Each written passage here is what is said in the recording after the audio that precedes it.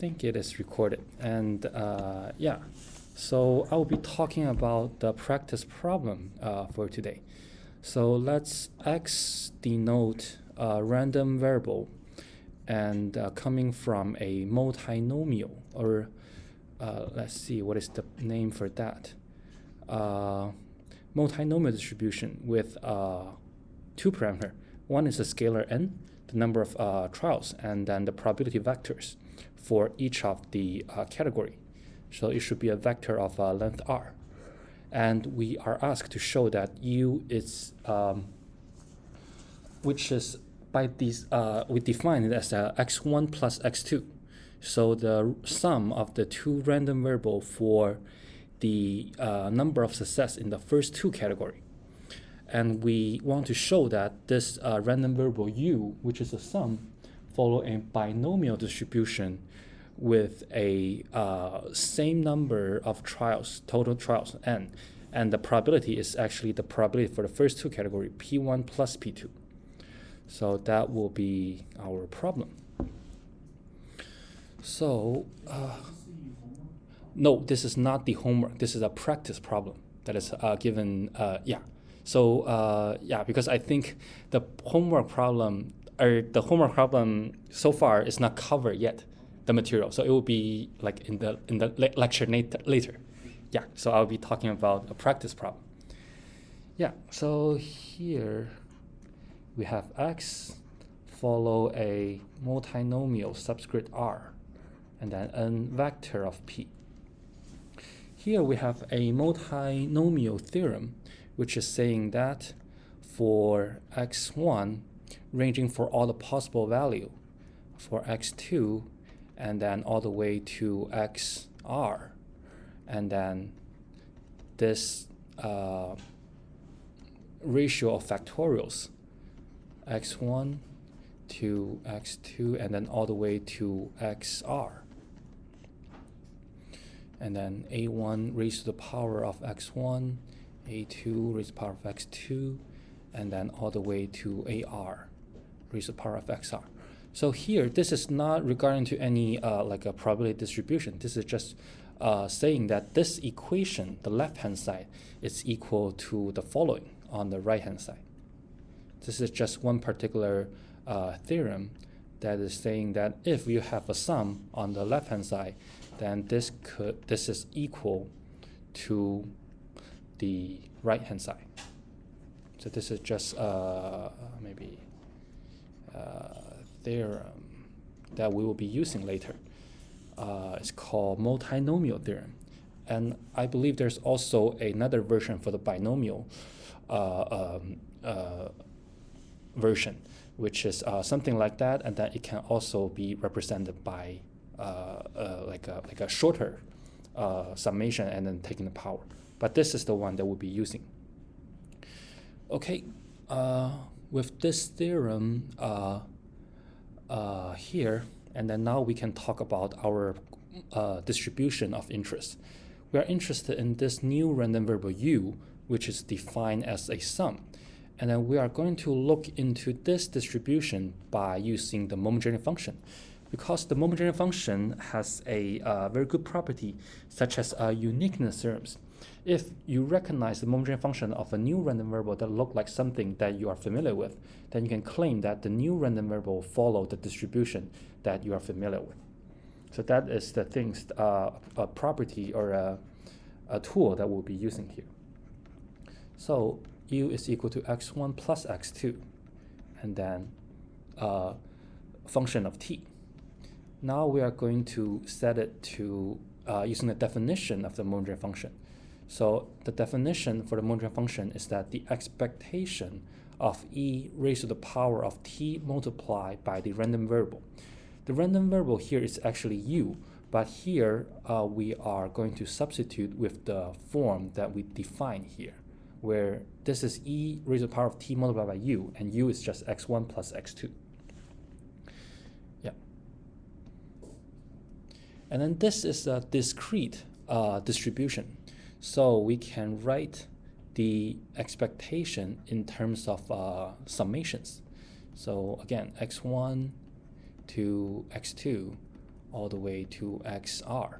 So this is referring to the summation over all the possible value that x1 can take and all the possible value that x2 can take, and then keep going to the summation of all the possible value that xr can take. And then that is the domain for the expectation here. And then e raised to the power of tx1 plus tx2. And then for completing the expectation, you need to use the function, this function multiplied by the PDF. And that is the n factorial. So this part is referring to the PMF for the multinomial distribution, which is x1 factorial, x2 factorial, and then xr factorial. I think you have also seen this in the previous question, previous homework. Yeah, and then multiply all the way to PR raised to the power of xr. So this is referring to the PMF of the multinomial distribution. Yeah, and this part is just the function, and then multiplied by the PDF, and then the summation to take care of the expectation. Yeah. Okay, once we have that setting up, then we just need to simplify. Okay, let's see. Maybe put it here. Okay. So again, all the summations, x1 to xr, and then we will have here x1 factorial, x2 factorial, all the way to xr factorial. And now we are going to group the terms and then raise to the power for the xi or the xi's.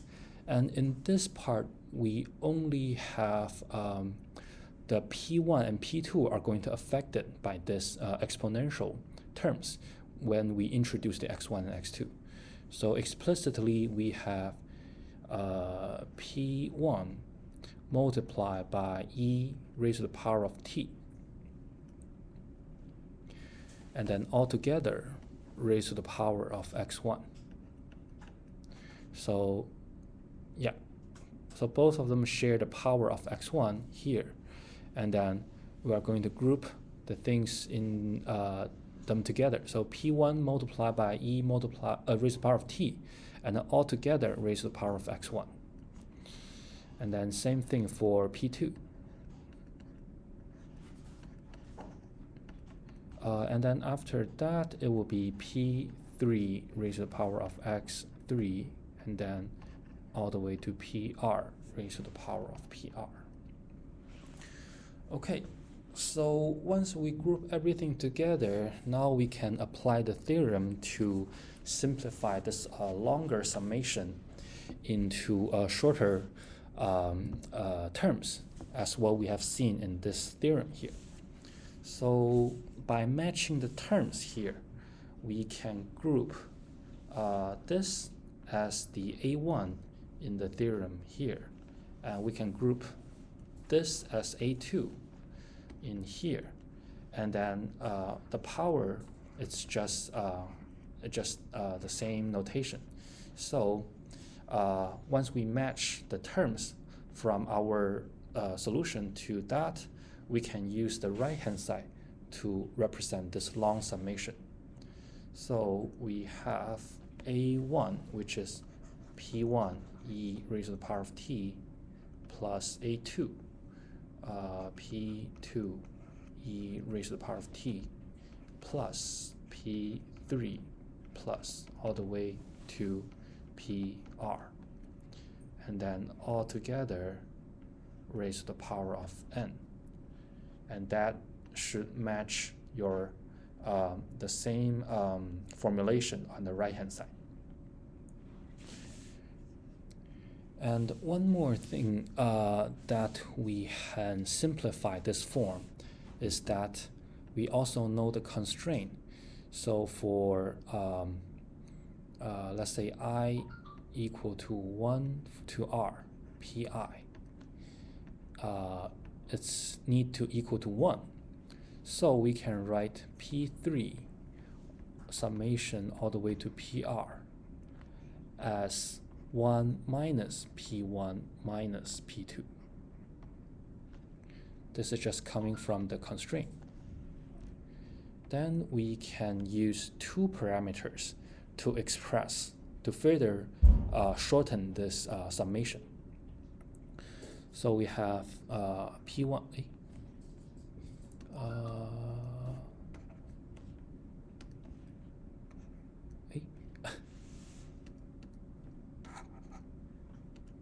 okay, P1,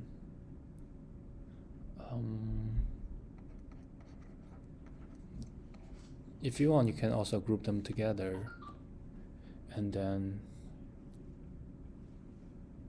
plus 1 minus P1 plus P2. This is just depends on how you want to group everything. This can based on your personal preference. Yeah. Okay, so you may recognize this as a so again, just to recall that this is a moment generating function for the random variable u. And then you might recognize the form of something like this, 1 minus p star. And then raise the power of n. And this is actually the moment generating function of, maybe use another, maybe not to use a different notation. Let's see. Or maybe I'll just put z here. Okay, so this is just the binomial distribution, the moment generating function for the binomial. And then you can make the claim that x1 plus x2, which is the u, following a binomial distribution with n and p star. And this p star is just P1 plus P2 coming from the multinomial distribution. Yeah. Let's revisit the question. Okay, so show that, yep, so I think that should conclude the first part, showing that the sum of two random, the sum of a subvector from a multinomial distribution, and then this new scalar following a binomial distribution with these two parameters. So any question or comments?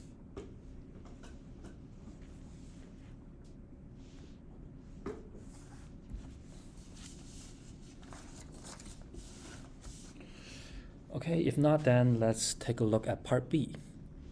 So we have a trinomial distribution denoted by letter T. Also, its parameter n and P1 and P2. So this is a bivariate PMF. So the random variable is in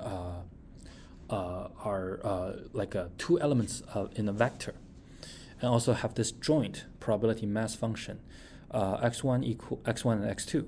And having this form, and also the moment generating function having this form here.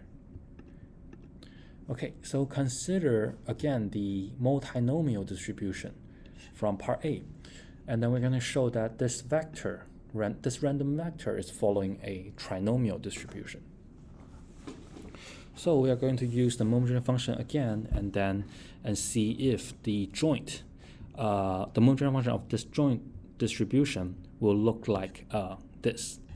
So that will be our goal here. Okay. Let's take a look for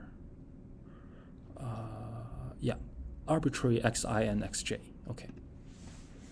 So again, starting from the definition of the moment generating function, xi and xj, and Ti and Tj, because we're talking about multivariate distribution, bivariate distribution now. And then here is just the definition for the moment genetic function. E raised to the power of Ti xi plus Tj xj. Okay. Definition for the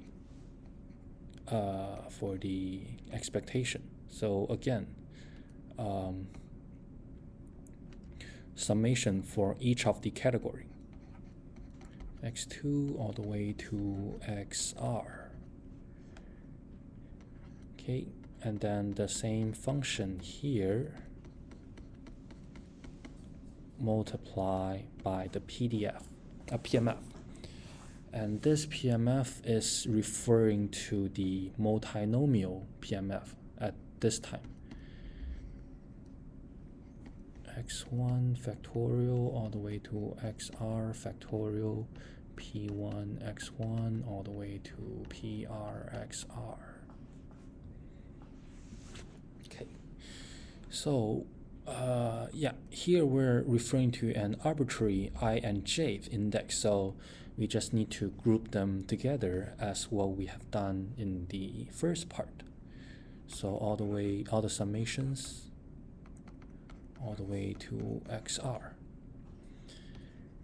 The same fraction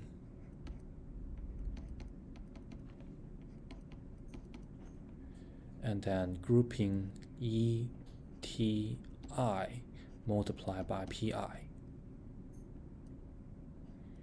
raised to the power of xi, and then EPJ TJ, let me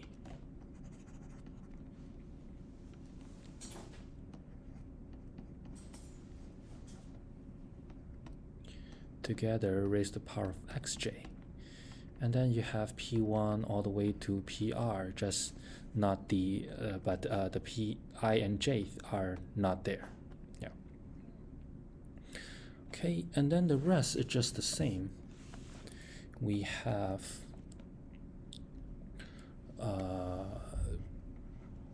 PIETI plus PJETJ, then plus P1 to PR, but without the ith j raised to the power of n. And then again from the summation, maybe I'll just not.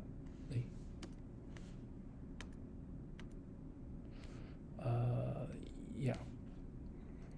And then same thing with the constraint. So the latter part will be equal to 1 minus Pi and Pj. So any two arbitrary index.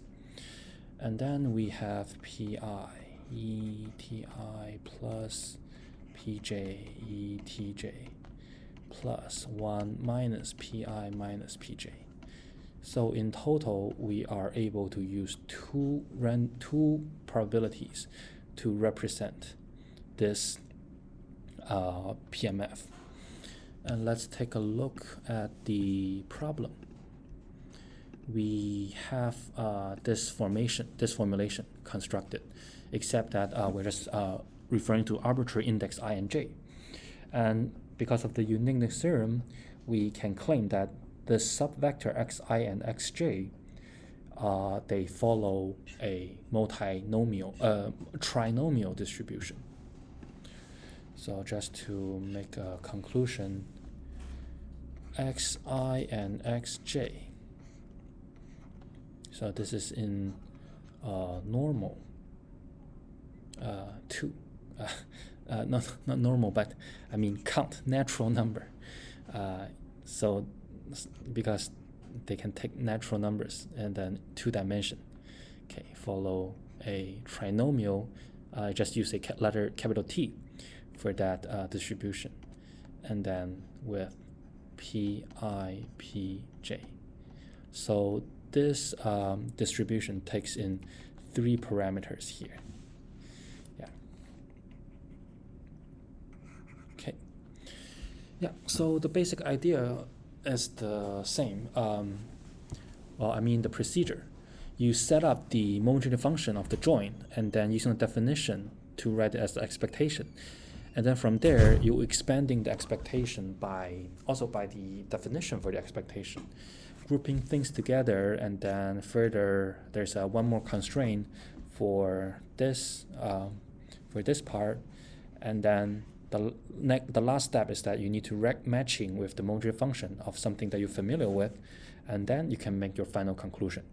So that will be all of this will be like the same procedure for this kind of a question. Yeah. Any question or comments?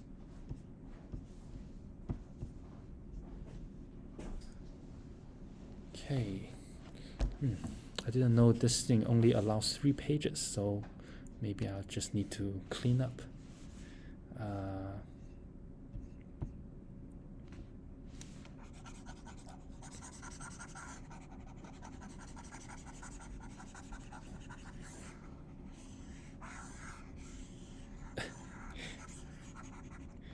Okay, so the next question.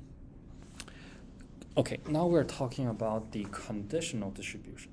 So the trinomial distribution is a joint distribution, and now we are interested in the conditional. So x1 conditional on x2, and then we want to show that it's equal to having that formulation. And that formulation, if you are familiar with, or maybe you have seen many times, this is referring to the PMF of a binomial distribution. And then we have the binomial, the parameters for the binomial distribution A and C. The question is, well, we know it has this form, and then we want to find the expression for A, B, C, D, and E when we group the things into a binomial distribution. Okay, so yeah. So basically, we just need to write the the conditional distribution in terms of binomial distribution, and then see what are the 5 letters equal to. So the joint is the conditional x1 conditional on x2. Here we're just going to use x1, our very general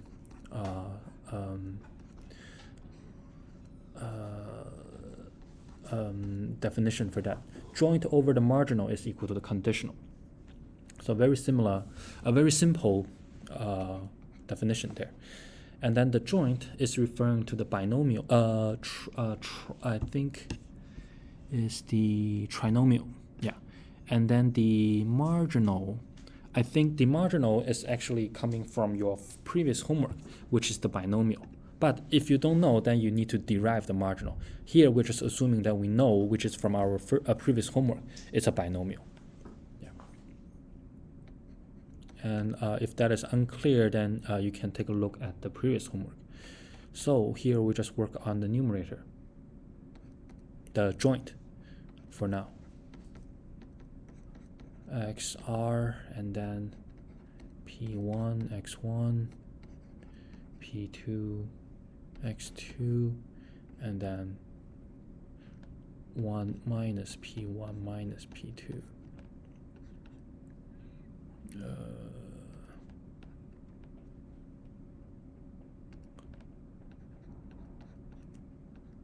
Yeah, so this is the joint, the PMF of the joint distribution of x1 and x2. So this thing all together, everything together on the numerator. And then for the denominator for x2, this is coming from the last homework, and this is referring to the binomial, but for the random variable x2. And P2, x2, 1 minus P2, n minus x2.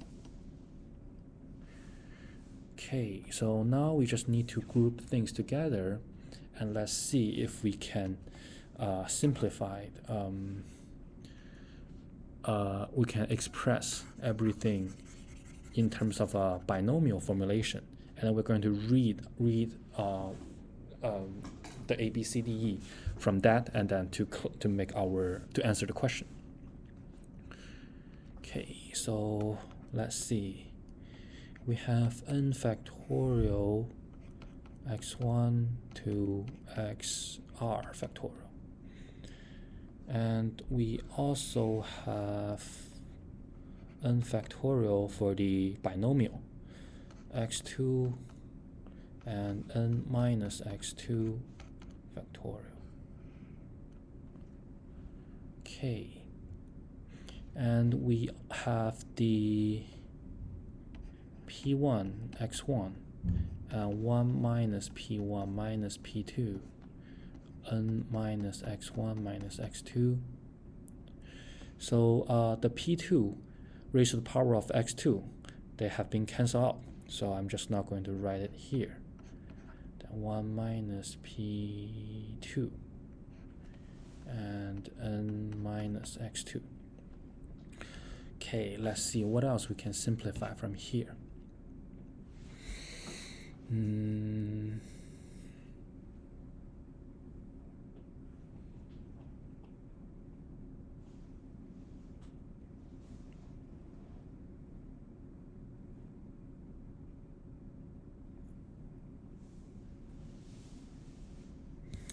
So I think one thing I have here I have a typo, sorry. This should be referring to the multinomial PDF, which have this form. Okay, so note that when we're talking about the bivariate the trinomial distribution, it's only x1 and x2. So it's not the multinomial. I made a mistake here. Okay, x2 and then n minus x1 minus x2 factorial. Okay, so this is the PMF for the trinomial. And then in the previous question, we are working on the homogeneous function, so that is still having this form when we started from the multinomial. But when we work on the trinomial, it's only 2 parameters, so it's only up to x1 and x2. So same thing here. Minus x1 minus x2 factorial. So we only have 2 random variables, yeah. So this is referring to the trinomial.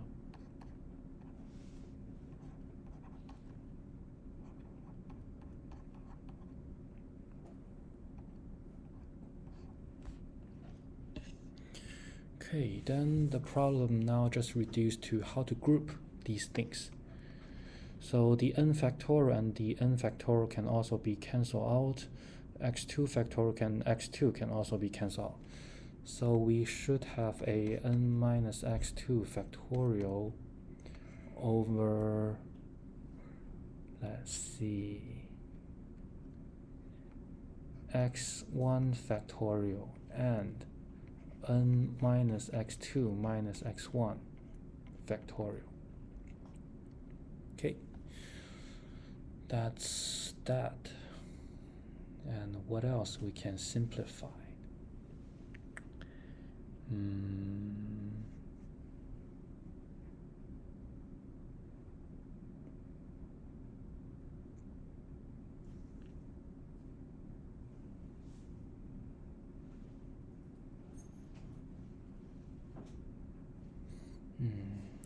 I forget how I did that, but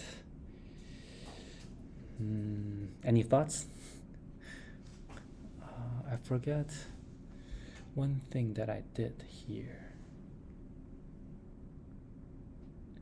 Any thoughts on how to group things together? Yeah.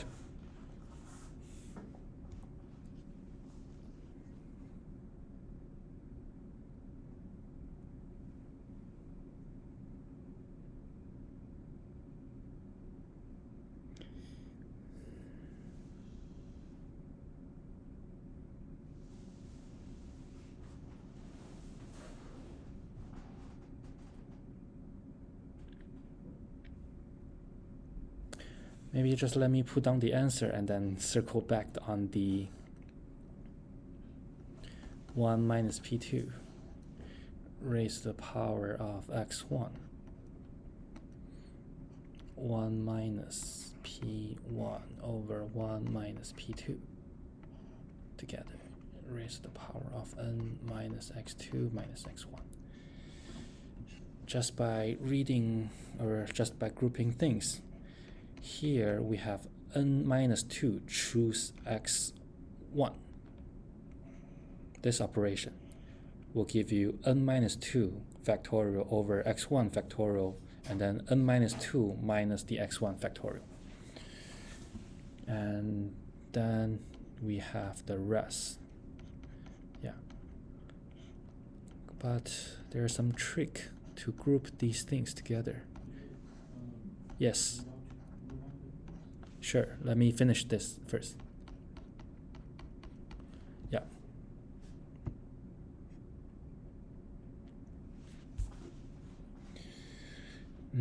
How did I group that?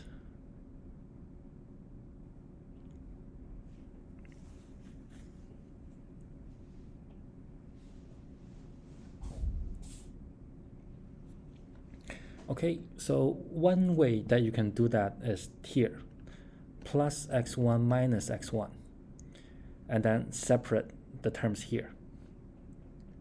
So plus minus x1, x2, x1, x1. So you will have 1 minus p2, n minus x2 minus x1 multiplied by p. That is one way. X1. Okay, and then this 1 minus p2 x1 and then this p1 raised to the power of x1 can group into this form. Yeah, that is one way. Yeah, and then the remaining It's equal to 1 minus p1. Yes. So just to make it more explicitly, I'm going to write this by adding a minus x1 into this square, into this here. Yeah. So after you plus and minus x1, you can separate into this, and then this 1 minus p2 raised to the power of x1 group with this p1 raised to the power of x1, you will obtain this the second term here. And then this part, 1 minus p2 n minus x2 x1 group with this one, you will have 1 minus p1 minus over 1 minus p2. So that is one way you can group it. And then you will have that. Okay, so any question about this, how on grouping?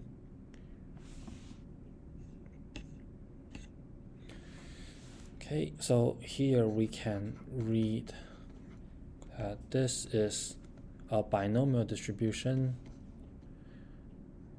n minus x2 with the probability of p1 over 1 minus p2. This is the joint, a conditional x1 over x1 conditional on x2 having a binomial distribution. So you can think of this as your n star and this is your p star. Yeah.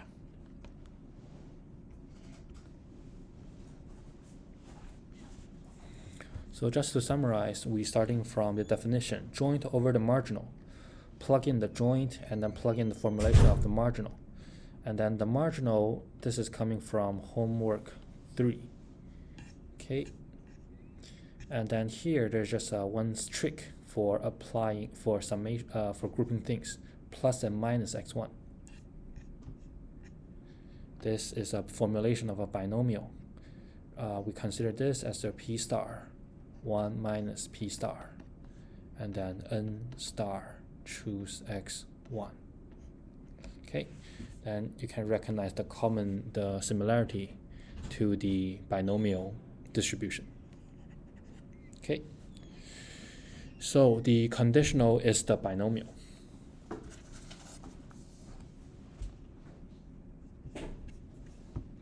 Next, for part D, which is okay, now we don't need to work on this kind of a binomial thing. So for z1, zn, IID, okay, so we have a keyword, circle that out, IID. And then there are Bernoulli random variable, probability of success P.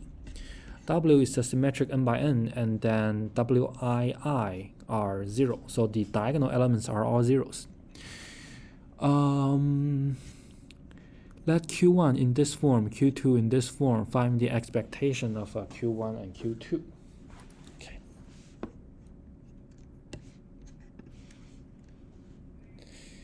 Okay, expectation of Q1 equal to the expectation of 1/2 summation I, summation over j, and then Wij, Zi, and Zj. Okay. Expectation is a linear operation. All the summation is also linear operation, so we can bring 1/2 summation all over the index I and then over the index j, expectation of Zi and Zj. Also, we just mentioned that the keywords IID, so that the products of expectation of the product, am I missing? Yeah, missing a Wij here. This is also a constant term, so you can move it outside the, you can also move it outside the expectation. And then the expectation only affecting the random variable, Zi, Zj. Here, I'm going to write because they are IID independent. So you can write Z expectation of I multiplied by expectation of Zj. Zi is following a Bernoulli with parameter P. So only single parameter for that. So Zi can equal to 0 or 1. And then the expectation of Zi is, well, we don't need to do that, but the expectation of, we don't need that now, but the expectation of a random variable, Bernoulli random variable, is just P. So maybe I'll just write it down here, Zi, expectation. So we have 1/2 P squared summation I summation j. So this ij ranging from 1 to n, which is a dimension for W. There are n elements. So W is a matrix of in 0 and 1 dimension n by n. So it's a set of 0 and 1 dimension n by n, and then Wij. Okay, so that would be the expectation of Q1.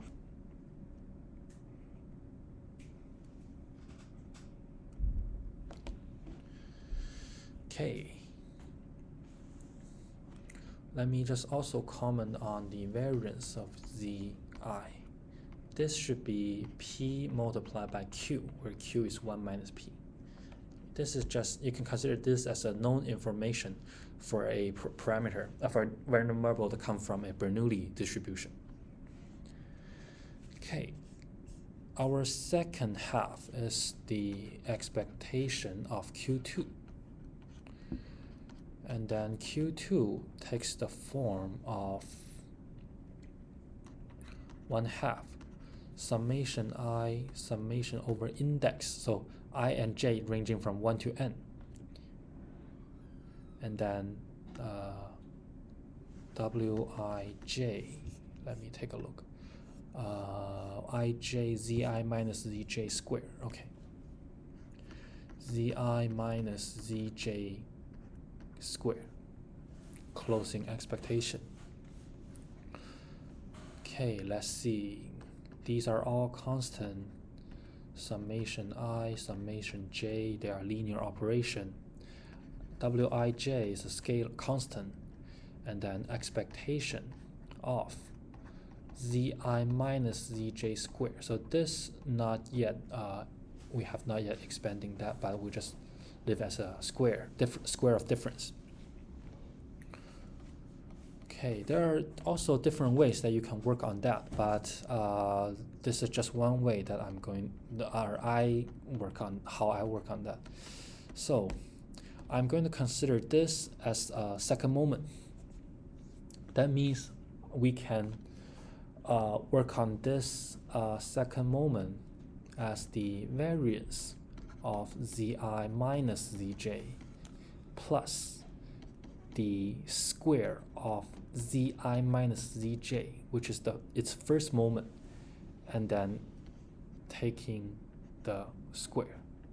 You can also, if you want, you can also expand in term, but that is just another way you can, if you want, you can try on your own. Yeah, let me just use to distinguish between, yeah. So variance of that plus the square of the first moment of the random variable, which is the difference. So here we consider zi minus zj as one single item. So variance plus the square of the first moment. Now we're going to comment on this expectation of this difference, zi minus zj. They are linear operations, so zi minus the expectation of zj. Each of them follow a Bernoulli, so it's a p minus p equal to 0. Okay, so we know that the first moment of the difference is 0, so the square of 0 is just 0. So it only matters, the only terms that matters the variance of this difference. Now we can also comment on this variance of this difference. Although they are independent, well, maybe I just use formula to comment on that. So we're having a difference here. This is equivalent to variance of zi plus, what? Oh, okay. Question or okay. Plus variance of negative zj. And then you want to plus 2 copy of covariance zi and negative zj.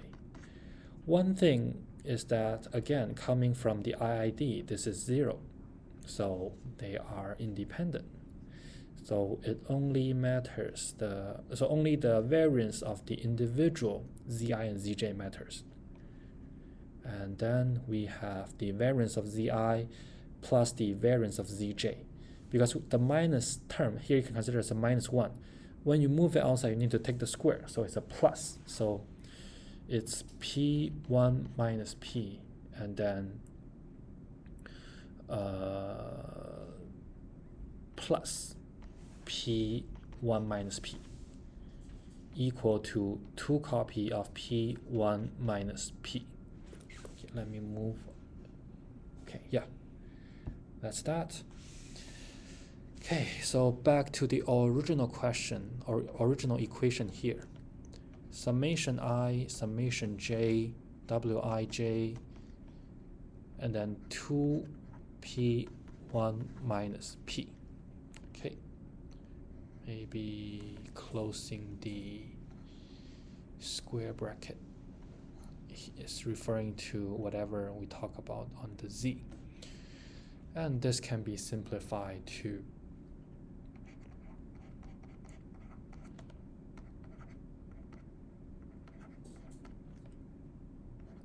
wij. Okay, so expectation of q1, 1/2 p squared summation of that, and let's see, yes, we don't need to take the square, and then yes, and then this is the answer for the expectation of q2. I think for this exercise we just visiting some of the, or just refreshing our memories on the expectation, variance, and then some of the transformation on these when we expanding the variance. So these are just some basic tricks that we use here. Any question or comments? Okay. We also need to express q1 and q2 in matrix vector multiplication form. Okay. q1 is 1/2 summation ij, wij, zi, and zj. So this is equivalent to 1/2 a row vector of z1 all the way to zn, and then a matrix of n by n, w11, w12, w21, but the diagonal is just zeros, yeah, wn1, w1n, then a column vector z1 to zn. Yeah, so we have this column multiplied by this row, and then this column vector of z multiply again, and then you will see, and then when you group everything together, so 1 by n, n by 1, it should be a scalar, which also aligning with the summation here. Okay, and then in the matrix form, z transpose w multiplied by z. Okay, Q2, 1/2 summation ij wij zi minus zj square. Okay, 1/2 summation ij zi square plus zj square plus I think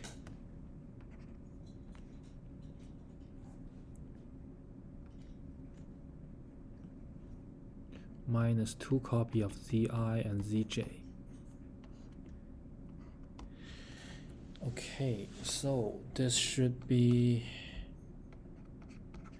1/2 summation wij zi, and then plus 1/2 summation ij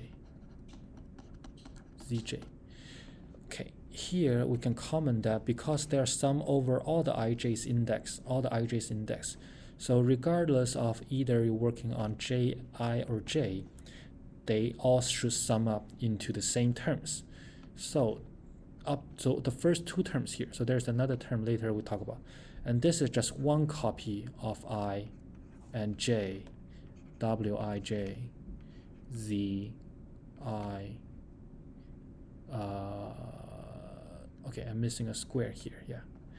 But the point is that because they're summing over all the i's ranging from 1 to n, j ranging from 1 to n, and then this j also ranging from 1 to n, so essentially they are the same quantity.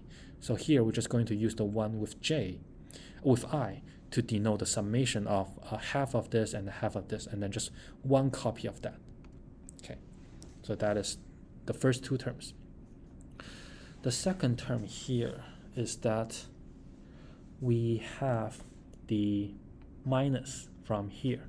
The 2 and 1/2 cancel out, summation I, summation I'm missing wij here, but just a scalar, yeah, wij and then zi zj. Yeah, I think this part is Q1, right? So the question is this. Another thing we can comment on that is that zi can only be 0 or 1, but zi square is also 0 and 1. So zi squared is essentially just zi. And we have this as z and transpose w multiplied by a vector of 1. Okay, plus or minus the Q1.